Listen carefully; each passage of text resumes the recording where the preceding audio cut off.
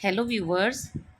कई बार competitive exam में इस तरह से क्वेश्चन पूछे जाते हैं कि किसी व्यक्ति के पास कुछ मुर्गियां और गायें हैं।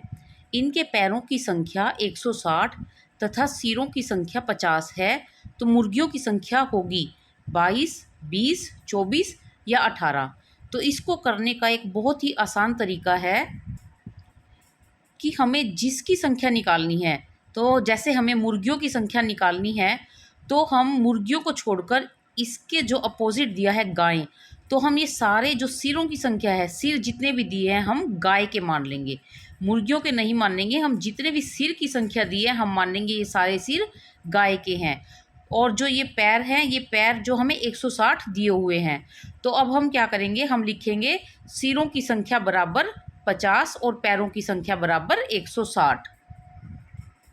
तो अब हमने लिखा है कि सिरों की संख्या बराबर 50 और पैरों की संख्या बराबर 160। तो अब जो ये सिर हमने माने हैं, हमने ये सिर गाय के माने हैं। तो अब हम इसको पैरों में कन्वर्ट कर देंगे। तो हमें पता है एक गाय के 4 पैर होते हैं। तो अब हम यहाँ पर इसके 50 गायों के पैर निकाल देंगे, इसको 4 से मल्टीप्लाई करके। तो अब देखिए जो ये पैर हमारे पास बन गए हैं, ये आ गए हैं 200। अब हम इस 200 में से ये जो हमारे पास पैरों की संख्या दी है, अब हम इसको माइनस कर देंगे कि 200 में से 160 को हम माइनस कर देंगे।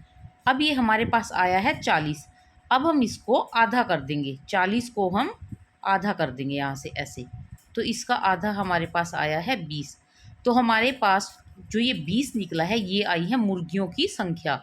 20 जो है मुर्गियों की संख्या। तो अब इसका आंसर क्या आएगा, बी ऑप्शन, 20 इसका आंसर आएगा। तो ये आया है 20 मुर्गियाँ। इस तरह से देखिए कितना आसान है कि जितने भी हमने निकालना है, उसके जो अल्टरनेट में दिया है गाय दी हुई हैं, उसके हम ये सारे सिर मान लेंगे। फिर हम उसके पैर निकालेंगे 4 से। अगर यहाँ पर मान लीजिए हमें गाय निकालनी होती तो हम इन सबको मुर्गियाँ मान लेते, और फिर मुर्गियों के 2 पैर होते हैं तो 50 दूनी 100 करते। लेकिन हम इस तरह से फिर हम इसको निकालते हैं। तो इस तरह से हमारे पास गाय और मुर्गियों की संख्या से हमने यहाँ पर मुर्गियों की संख्या निकाली है।